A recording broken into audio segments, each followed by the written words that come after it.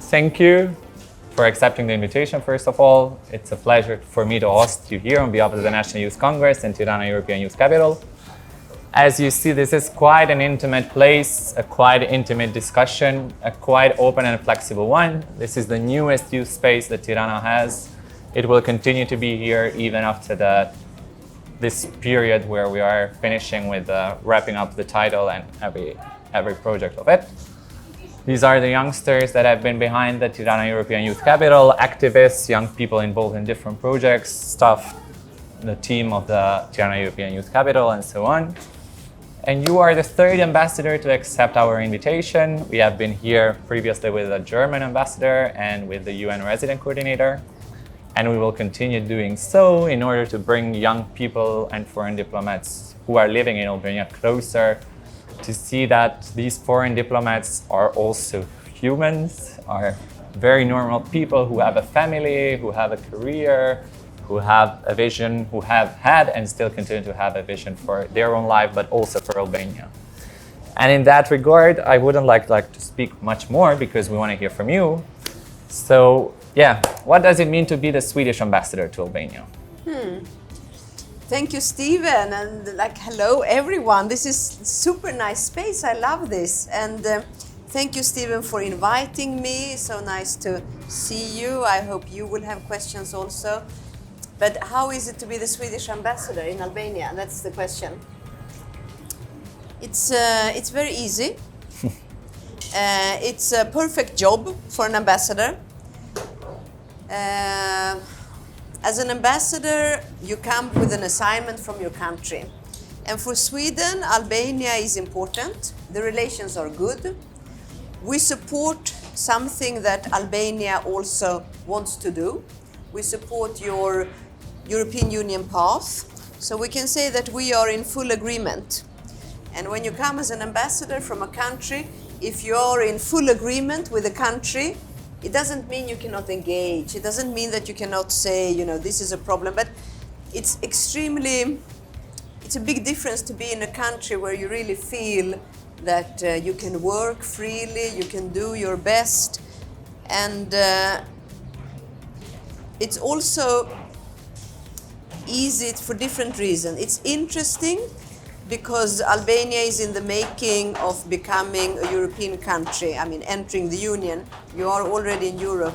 So coming from a European Union country, this is interesting because together we are actually creating history. And as a diplomat, you always want to be in a place that is interesting. The worst thing is to be in a country that is boring, where nothing happens, because then you have nothing to do. So what do you need as a diplomat? You need to be somewhere where you can make a difference and when things are interesting. So in Albania, it's interesting. Europe is actually happening. We can make a difference. I can make a difference. And then it's perfect because it's also very easy to work here. A lot of things that we do together and we've been doing together is easy, I've been working in difficult countries. Dangerous countries, conflict countries, totalitarian countries, where it's difficult to work. You have a lot of ideas, you come in, you want to do things, but it's a lot of no. Here is yes. It's a lot of po patjeter. We have this idea we would like to do human rights film festival. Po patjeter, ska problem. Okay, we would like to do this electionville in the middle of the city. Po patjeter, ska problem. And and it's a lot like that. And I don't know how you see it from your perspective, but being an embassy, we do a lot of things and it's easy. So to be a Swedish ambassador in Albania is interesting, not boring, but it's also joyful. Perfect. Yeah, we definitely see that you enjoy being an ambassador here.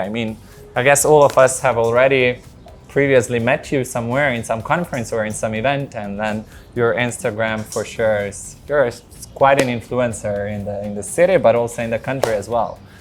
And in that regard, this is I guess this is a very important period for you as a Swedish embassy, by also Sweden holding the title of the presidency of the European Council. It is. And in that regard, what are the main priorities? How do you see our role in this? How do you see Albania's position in all of this? Yes, exactly. Interesting time. Yes, let's start with your question, the EU presidency. Well, for Sweden, we have our own priorities. But to be honest, when you have the EU presidency, it means that the most important work is to help the work continue as smooth as possible. So it's not so much about Sweden during this 6 months. It's not about us having our priorities being number one on the agenda in Brussels. No, our role is to be the president of a meeting. You know, you listen to everyone, you make sure you cover the agenda, you make sure the issues progress. So one example is the issue of Kosovo applying for EU to become an EU candidate. And this is a question that we received during our presidency. And then our job is to help this question move. So that's one thing we do. But we also have 4 priorities of our own. And the first one is about security. Of course, that we have a war in Europe was unexpected for everyone. For Sweden it was. I think it also was in Albania. So one of our priorities is security. And with security comes EU unity. It's important that we stick together. And sometimes when I hear that, you know, I think, but why is it so important?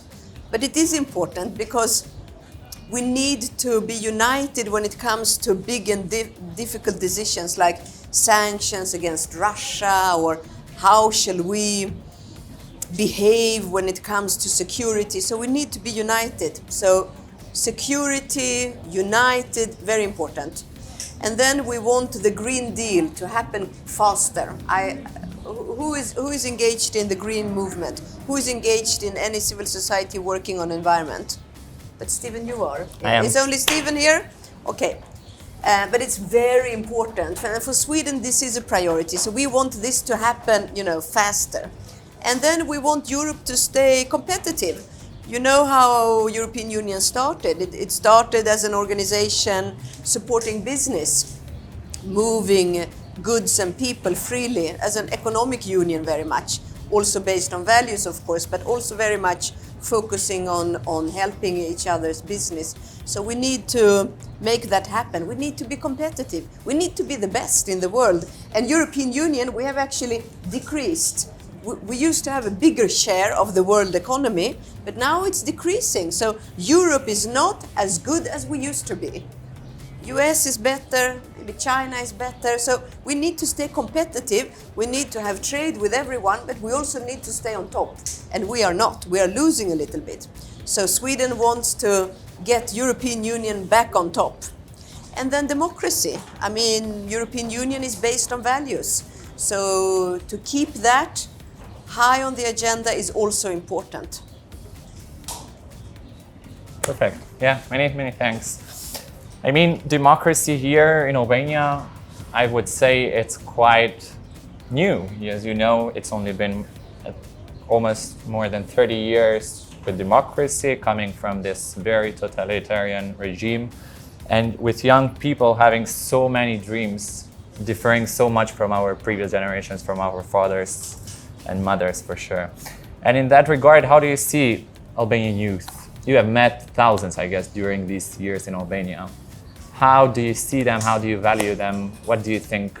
How do you think the future looks like for Albania? Thank you. Good question. I see a lot of things when I meet Albanian young people. The weather. Yeah, the weather.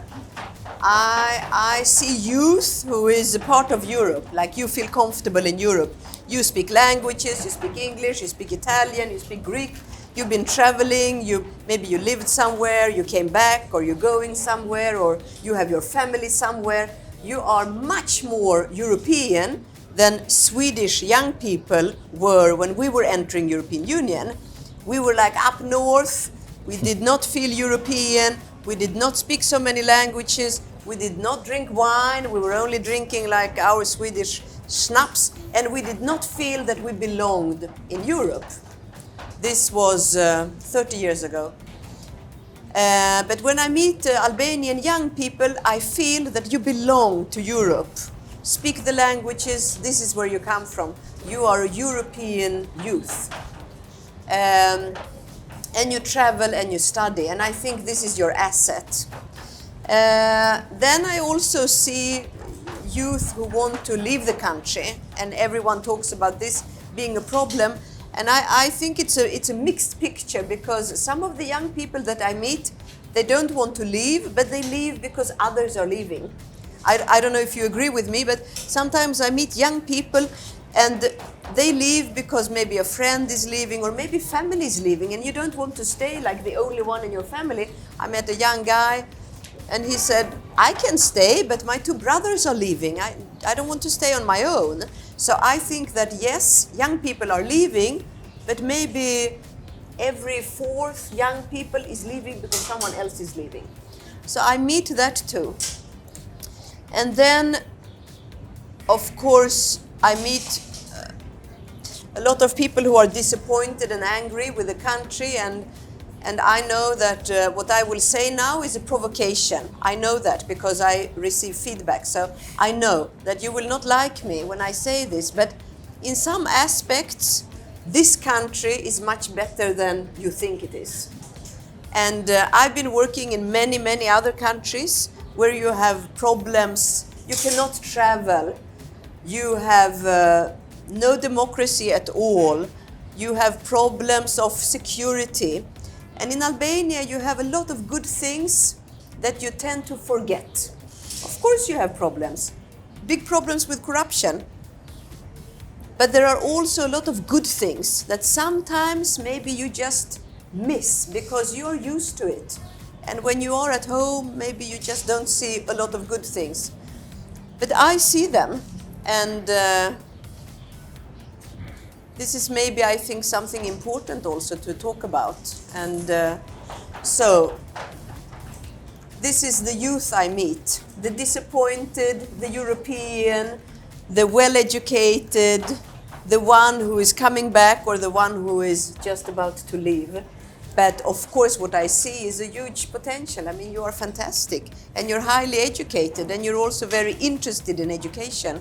And I think education is important for young people. And I also meet a lot of engaged young people. I mean, it's not only you. We meet a lot, but I also meet a lot of brave, like engaged in gender equality. You know, I go out and I march, and me being here, I march for Pride, or I march for 8th of March, and I see young people. So I think you are brave and engaged also. Perfect. Yeah, I do have to agree. Many people are quite engaged, and yet still many people wanting to leave the country is quite an issue. And if I may just reply to your provocation, I mean, we for sure know we do have many things here, and we're quite proud of what has been achieved, because 30 years is not that much, as you mentioned. But then on the other hand, you mentioned young people of Albania are quite brilliant. They have been traveling, they know a lot, they study, and they see how developed countries, for example, such as Sweden are, and they do not wish to engage and work that much in their own country where they can find a real situation somewhere else. But I also want to say that part of that is good. I mean, a driving force to change something is not a bad thing in itself. I mean, we have that as well. I mean, we also have young people who want to change things or get angry or want to... And I mean, that's a good force also, because that will drive you to fight for that change. That's how Sweden is built. People wanted to change things. I mean, the labor union movement, women's movement, the peace movement, it's all about change. So that's also a good thing. Yeah, definitely, I agree. And if I may say, I think Albanian youngsters are not that angry. That's the real problem. If they were more angry, they would be a major driving force for change. But yes, now going... Maybe you're right. That's an interesting point. But what do you think Albanian youth should do? go out more and protest? Definitely, yeah. As we see protests being led by only elderly people, which we definitely respect. But then on the other hand, youth movement should be a real thing, and young people should take the stage. They should lead the movements, the causes, and so on. Yeah, yeah. Coming back to my other question, do you know a lot of Albanians living in Sweden? No, I don't. I'm here with Brikenda. I didn't introduce her properly. Brikenda is our intern in the embassy, and she is Albanian with Swedish, or you're Swedish with Albanian roots, living in the south of Sweden.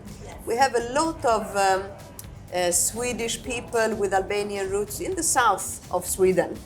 And I come from Stockholm. It's like middle of Sweden, but south mid. And I don't come across Albanians in Stockholm, not that much. But you have more in Malmö, Lund, where you come from. Malmö, there are not many in Lund, but Malmö has a few. It's have become, I don't know why, but south of Sweden became kind of everyone from the Balkans that came even before or after the war.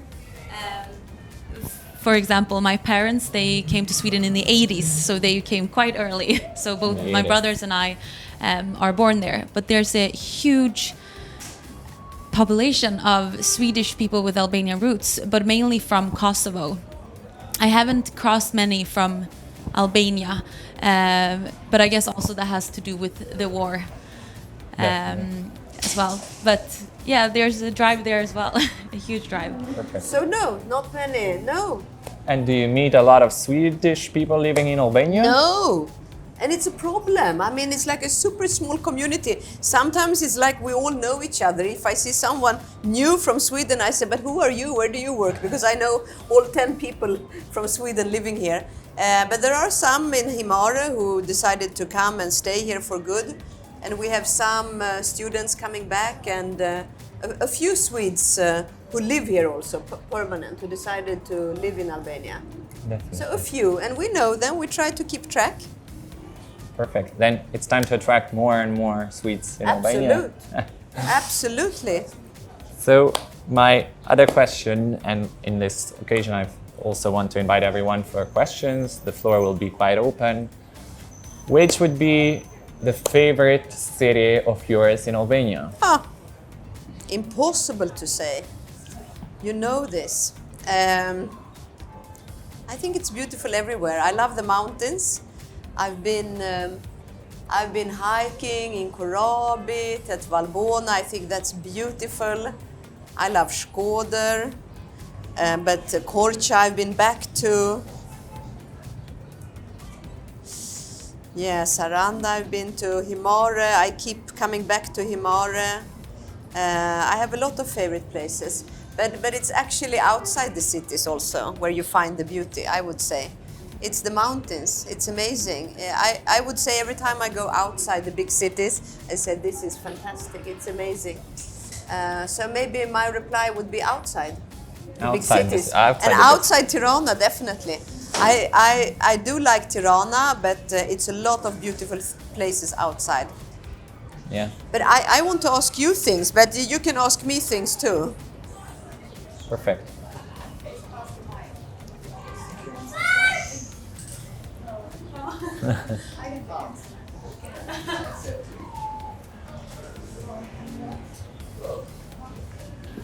Hello. Hello. Well, I introduced myself, Orhan, and you said an interesting thing about corruption. Am I loud enough?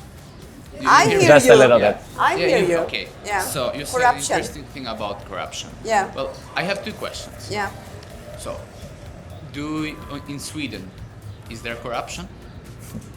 And so here's the thing. In Albania, let's say if you want to corrupt a judge, if you don't take the money, you are the stupid one, because the other one would take it and the job would be done.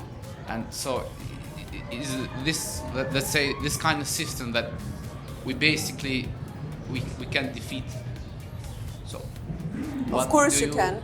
Do you have let's say a solution about our problem? Thank you for asking this. I think this is it was my question to you back, so thank you for asking this. Okay, I think this is one of the most important things. I've been working to fight corruption for 20 years in different countries. I will answer to your question. First, I would just like to comment on what you said. I think maybe it's more important to be clean than to be stupid. So I would rather be no corrupted than to be stupid. And then I also think that it's extremely important for each and everyone to break the chain of corruption. And corruption always hit the poor people. This is research. The poor people always have to pay more when you have corruption in a country. Because the rich people, they will always find a way to pay. But the one who really are the victims are the poor people. So I think that if you have corruption in a society, it's like a sickness you need to get rid of. And it creates a health problem because hospitals corrupted, and in the education system, traffic safety, it's like everywhere. But then what can you do? There are a lot of things you can do. I worked for many years in Vietnam. It's a one-party communist system. They had huge problems with corruption. They tried to fight this in different ways. And then some would say, but in Vietnam, we've always been corrupted. We cannot change this. It's like national feature. But of course you can change. You don't have corruption in Singapore, also Asian, or you didn't have it in Hong Kong, also Asian, because it was justified because it was like a national feature. And then this one police, he said, we're not born corrupted. It's for us to change. And I think that you need to understand that it's for us to change. You have to say no, you have to decide not to pay. I would rather be stupid the rest of my life, but I don't want to be corrupted. So much nicer to be stupid then. So what can you do? And do we have corruption in Sweden? Sweden has the lowest level of corruption in the world, together with some other Nordic countries. The reasons are, we have a lot of explanations. One is that we have independent and strong institutions. It takes hundreds and hundreds of years. You worked with this for 30 years. We worked with this for 500 years. So it takes time, and you need to respect time. It takes time. Cadastre system we built, it took 500 years. So it is about having strong institutions. They need to be independent. But then it's about everything. You need to have a media who is investigating in corruption cases. I know you have that. You need to continue with that. You need to have individuals that say no. You need to have leadership that say no. But then we ask, where do we have the good examples in the world? Where did we fight corruption? We have some few examples. If you take like quick fix, almost nowhere. But one used to be Georgia. And there you had the president who decided over a day, okay, we fire all police was corrupted, we fire all traffic police, you need to reapply, restart. Come back, but like a vetting, like you have here. From the president and from the grassroots. So that was effective. So everywhere where you had research, how do you fight this? The answer is it's not enough if it's only the people. You need to have both the political level, the top level, and the grassroots. So everyone needs to. And then you need to have legislation, procurement, media, a lot of things, but you need to have the top and the grassroots to work against this. But it's a long fight, but you have to start. Everyone can do something. I'm sorry, it was a long answer, but I really think it's important. I think it's so important. And I also think it's one of Albania's problems. I love Albania. I speak so much with love about Albania. People think I'm too positive about Albania, but corruption is a problem. So it is a problem because it hit the most vulnerable. Okay. Hello. First, Hello. We talk about the corruption now, and I want to know your first thought when you learned that you will be ambassador in Albania. That's a very good question. I had applied. In Sweden, we applied to become ambassadors in different countries. So I had a list. Albania was on the top of my list. I wanted to come to Albania. I had worked with Albania from Stockholm for 7 years. So I've been following Western Balkans, Eastern Europe from Stockholm. So Albania was one of my favorite countries, and I wanted to go to Albania.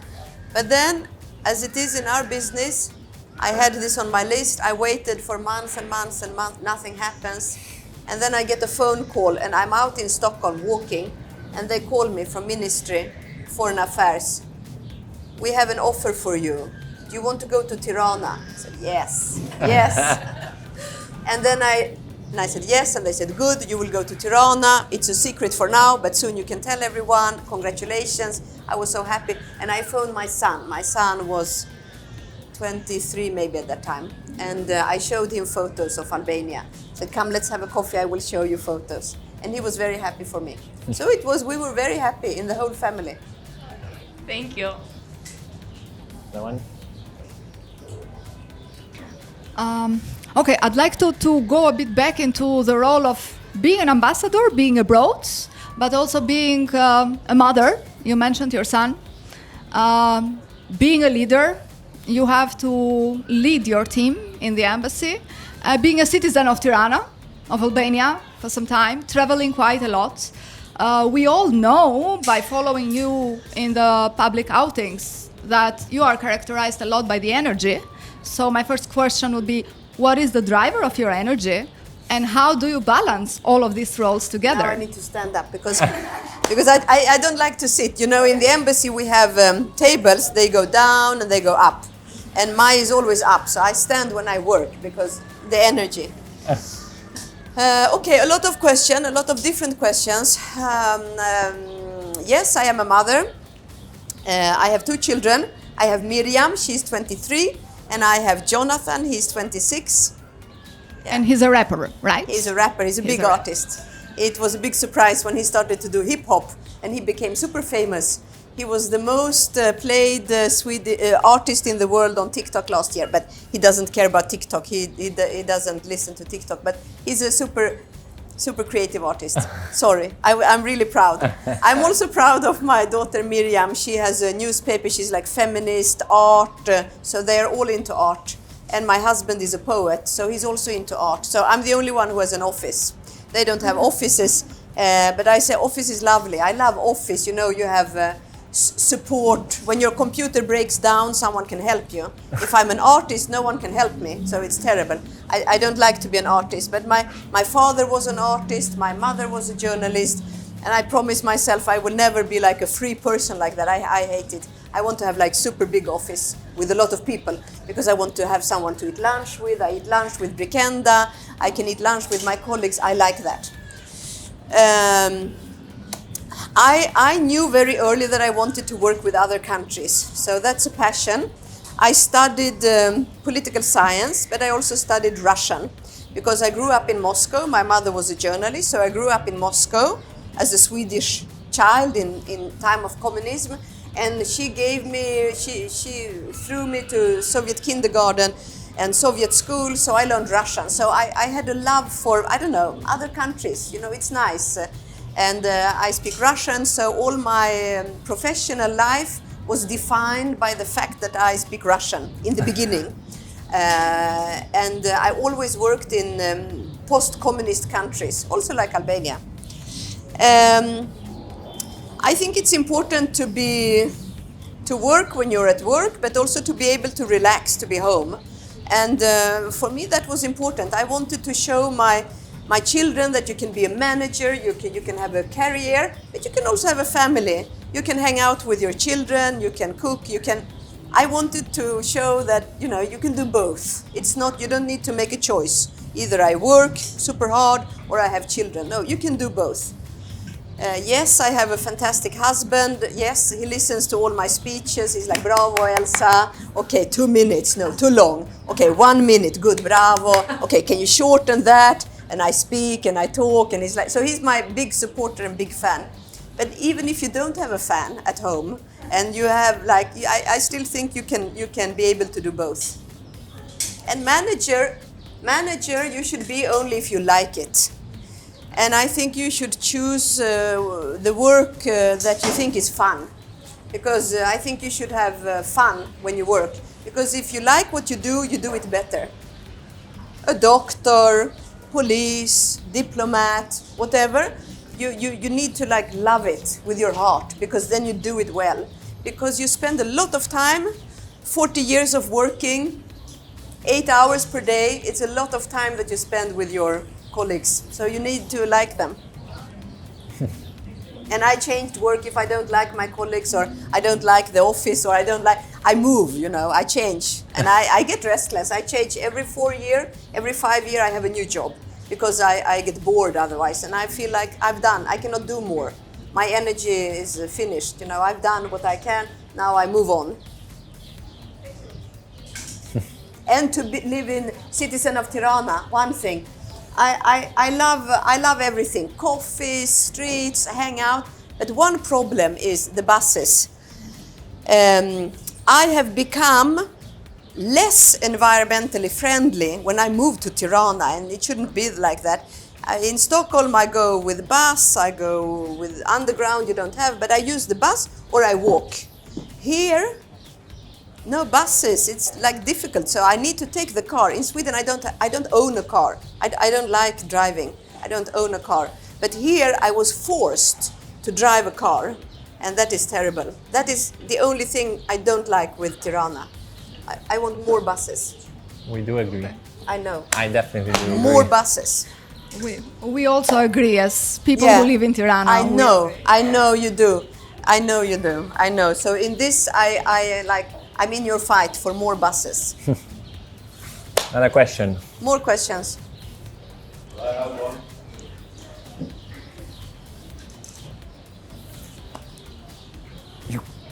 Hi.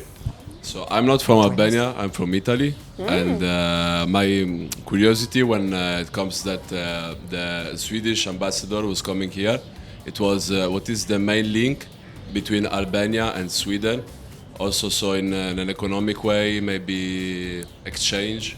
Which kind of exchange? Good question, because no one can compete with Italy. And Yeah, I know, no, but it's true. you No, can- but it's true. I mean, I understand the can question try. comes from you, because when we come here as the Swedish ambassador, and I ask that, where, who do you have links to? It's like Italy. We love Italy. We travel to Italy. We eat Italian food. We study in Italy. We love Italy. So I think Sweden. What can I come with here? So it's a good question,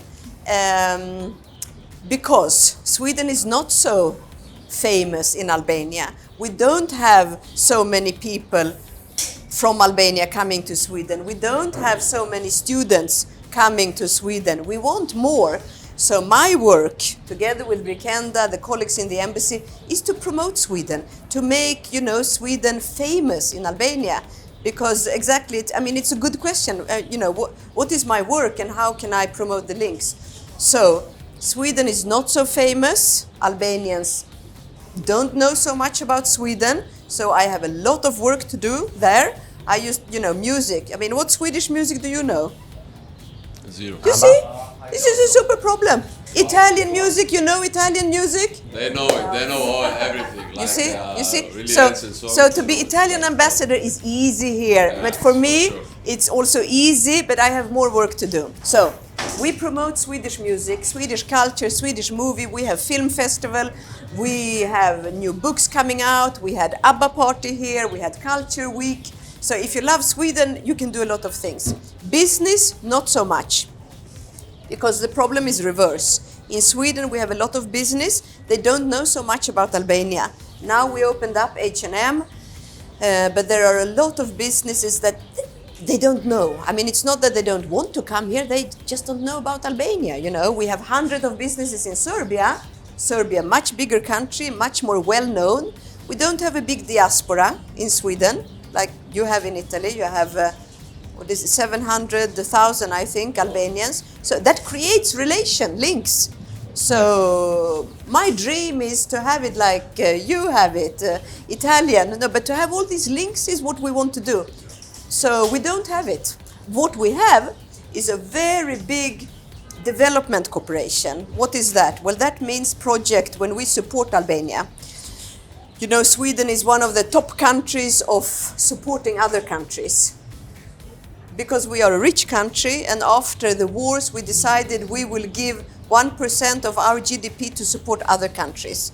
So we have been supporting Albania for 20 years in economic development, environment, democracy, institution building, and here we are big. So we are like champions in that. Together with Germany, I can say we have muscles, but business relation, not so much. Culture, not so much. But why are we interested in the Western Balkans? Because it's Europe. And for us, this is also about peace and stability in Europe. And after the war in Yugoslavia, Albania was not part of that, but the rest of the Western Balkan was. Sweden, together with other countries, also Finland, we said that if you keep the peace here, we will do everything we can to get you into European Union. And this was 20 years ago. And we still try to keep that promise. A little bit slow, I would say, but this is what it is about. This is our neighborhood also. We are part of Europe. Okay. Thank you very much. Thank you for a good question. More questions? I have a question. What advice would you give to someone who wants to have a career in diplomacy? And what are some qualities that are important to be a good leader, a good ambassador or diplomat? Thank you, very good question. First and most important is languages. If you have a language or two, that's the most important. Try to look for a language that is unusual from your point of view, because then you can get the jobs that the other one cannot get. So I knew Russian. Some people know Russian, but not everyone in Sweden know Russian, so that's good. You know, try with Chinese or whatever language is a little bit unusual. So language, number one, to be a diplomat, because that's your work tool. French, Spanish, English, but also something unusual, number one. You need to love people, different people, because you meet so many different people, and you need to have a lot of energy to meet people. And then you need to be able to do some hardship, to move. I mean, not everyone wants to move other countries, so you need to be able to do that. And to be an ambassador, it's like running a small business in a way. You do everything from, I don't know, how many of you follow our Instagram, Embassy Instagram? Is it only Stephen here? No. I cannot believe that. You do. No, two. I hope so. Good, super good. So listen, good, super good. Thank you. Well, everyone thank you. follows you. Thank you. Thank you. Very good. Because you see, we do everything from like, you know, baking cookies to meeting Eddie Rama, talking about NATO application, and everything in between. And you need to be interested in everything, from music to culture. So I would say diversity, if you want to be an ambassador. You need to be able to be interested in everything from promoting literature, movie, cooking, recipes, talking to politicians, traveling, everything. So that is my advice. You can be a diplomat and be very focused in one niche, but I think most diplomats, 95%, they are interested in very many different things. So you need to be able to do that. I may have one question. Yeah. How does it feel when you're an ambassador and you leave a certain country to go to another one? Don't you feel bad, like, for all the memories, for all the people? Yeah, it's heartbreaking. It's heartbreaking. But you know, it's worse the first time. When you are young, the first country, it's like a love story. You fall in love with the people, with your colleagues, with the work. And then you leave, you cry. It's like breaking up from a relation. It's heartbreaking. I was talking to one of my colleagues, she's head of our admin. She's been traveling for 30 years. She said, Elsa, when I left Guatemala, Latin America, going to Argentina, I was crying. I said, I cannot have this work because, you know, you leave a piece of your heart everywhere. But then, step by step, you get used to it a little bit. And when I come to a country, I know I will leave. And you also know that you will not take everyone you meet with you. You will also say goodbye. So I think it's heartbreaking, but I think to become a good diplomat and a good ambassador, you need to invest in the relations, regardless of the pain you feel when you leave. Because if you want to be good, you also need to feel engaged. Otherwise, you are like this. I'm only watching, I'm not engaging. And to be a good diplomat, you also need to engage, feel, be interested. Thanks. One very direct question. When is the last time you cried? Maybe I saw a movie. Maybe I cried when I saw a movie, but it was something the other day. It was super sad. And now I don't really remember. So ambassadors cry. Oh, yes, I do. I get moved. I watch movies and I feel a lot and I get very emotional. Like you say here, you get emotional. I also get emotional. And a follow-up on that. You praise Tirana and Albania a lot, which we absolutely appreciate and love. But there must be also something that you don't really like. And I will go on the culture pattern. What is something that shocks Swedish people living in Tirana? Is there anything at all? I think one of the things we talk about is the garbage that you see when you travel. That's a shock. When you see beautiful water and then you see garbage, it's a shock. And it's also painful. I went to Shala River. Is it Shala? It's not only because Shala. it's your name. Is Stephen River? No, I went to Shala River and then it was unbelievable. It was so beautiful and terrifying with the garbage. And this is a shock. So I think that is maybe a big shock because you see it. In Paris they had a problem with the garbage, but that was like news. It was top news in Sweden that you have garbage because it's so unusual. You shouldn't have, it's a big problem, Yes, then people talk about the traffic. I like the traffic because it's give and take. You are forgiving. Sometimes you are crazy. I get a bit scared when people come from this side very fast or come from this side very fast, and it's dangerous. I feel it's dangerous, but it's okay. I get used to it. But I think maybe the garbage. What would you say, Brikenda? What is the biggest shock when you come to Albania? Surprise. Okay, my surprise. I can say something that I and the Swedish people I know that I've hanged out with here, all of us, you have this stereotypes about Albanian people and society. Everyone has known about corruption, the criminality and everything, but everyone has one thing they really think about when they come here. How safe we feel. We feel so safe because people, maybe back home, we have seen, you hear all these things and you think about the entire, community as a whole, that everyone are criminals or whatever. And also me having Albanian roots and being Albanian, people have these stereotypes. And then you come here and you see that there's a difference. You have the criminality, corruption, everything, but then you have the people, the hospitality. And I always feel so safe. And I have had friends coming here for their first time ever visiting Albania, and they all agree. They're like, I feel so safe here. It is walking very safe. by myself. So I would say that. Yes, exactly. Which is good, and I love to have people coming over to see that. And it's important. That is one of the assets I keep talking about. You have a safe country. If you don't have a safe country, it's a huge problem for tourists. And for everyone, this is a safe place. Thank you for saying that. It's really important. The cars and the garbage. Yeah. Do you have another question? Yes, please. The last question, and No need for last question. from me. For me. So, how is to be in a position of power? Because I guess you have power, and how do you manage it? And don't let it overcome you. And Such a good question. A difficult one as well. But it's yes, you have power and you don't have power. It's like both, because yes, I have power, but of course it's also my government that decides a lot what I do. But then my power is how I do it.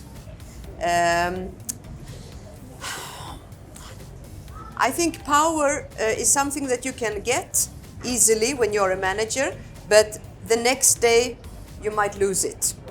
I think this is something you need to be very prepared in your head, that I have it now, but it's only a short time.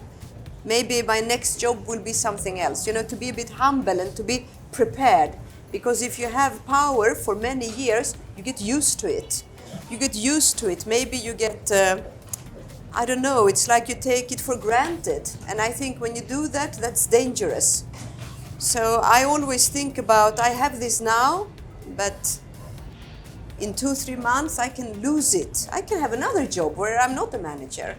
And I think if you're a politician, it's extra important to be prepared to lose power. So I think to have power is also to be prepared to lose power. And then I think, of course, that the higher up you are, the more you are watched. People watch you all the time. And before I became ambassador, I was managing, I had like 19 countries from Stockholm, and I was, we can say I was managing them, the embassies from Stockholm. And I traveled to all the embassies. And wherever I went, everyone was talking about the ambassador. Our ambassador, so bad. Our ambassador, you know, come late to meeting, or our ambassador is the best because our ambassador, and because you're the manager. And I was thinking, I will never become ambassador. It's so scary. People talk about you from morning to evening. That's the only thing they do. Like, they gossip about you, they talk about you. But then I thought, okay, but it's an interesting job. I cannot be frightened just because people talk about me. So I think you need to be prepared that people watch you. So you have to behave and to think about everything you do. I think about everything I do. What kind of signal does this send? If I do like this, what do people think? I think about it every day, in every meeting, from morning to when I go to bed. Saturday, Sunday, people watch me all the time. And everyone, I mean, not only you, but in the embassy, in the street, people I work with. So you need to be used to that. We have time. We don't have time? Follow-up question, please. I see you want to have a follow-up question. Okay, yeah, so you said something. Yeah, very last. So you said something about the humble. Yeah. Question is, how can we humble our politicians that are like 30 years, we see the same faces, and we can, I don't know. You vote for another government if you don't like the politicians no, you have. I don't like all the politicians because they are the same faces. You don't like any one of them. No, that is that's the idea.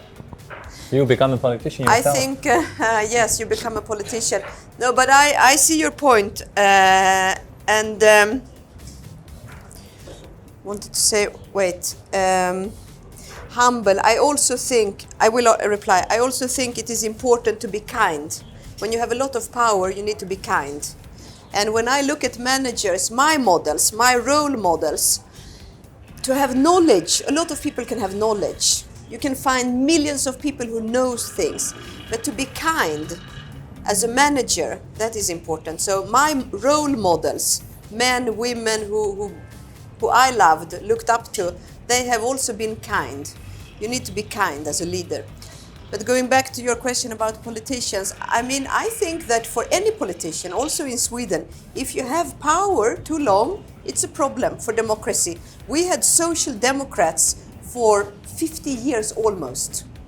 And I think you need to, I mean, democracy is about changing political parties. That is like the essence of democracy. I mean, you have other things too, but to be able to change who is in power is very important for democracy. So I do understand your question, and I think that becoming used to power is a problem that you can get anywhere. It's not connected to Albania. You can have it anywhere if you have power too long. I mean, even social democrats in Sweden, they said it themselves. You know, we got used to having power. You know, if you're a social democrat, you can climb to power because we were in power for 50 years almost. So I think you need to use your vote. Use your vote. Don't give it away. Yes. Don't sell it, don't buy it, use it. That's the only advice I can give you. And another one last advice from your side before we wrap up for each and every one as a young person here.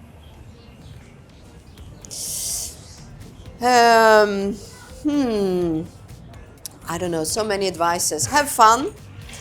Do what you love to do. Try to think about what you really, where your passion is. It can be anything, it doesn't matter. Go for that. Be kind to each other. I think that's like super important. In our embassy, the first thing I say to people who start, kind. Be kind. Support each other. Because when you are supported, you become better. You feel confident. If someone said yes, Elsa, it doesn't mean you cannot criticize if you do something, but I need to feel comfortable. So be kind, have fun, and fight. The fight goes on always. Thank you. Thank you. Thank you. Thanks so much.